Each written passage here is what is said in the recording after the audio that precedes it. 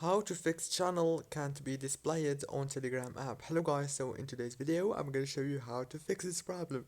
Or what you have to do, open the settings on your phone and then go to the apps manager like this, and it will take you to the apps on your phone.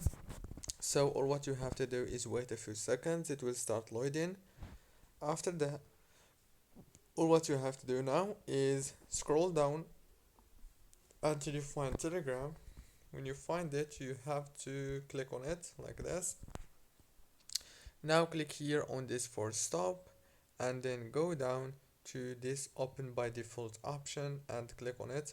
When you click on it, you will find open supported links in this app. Click on it and choose always allow like this. Now go back and restart your phone, reopen Telegram, and the problem must be fixed. Don't forget to like and subscribe, and thank you very much for watching the video.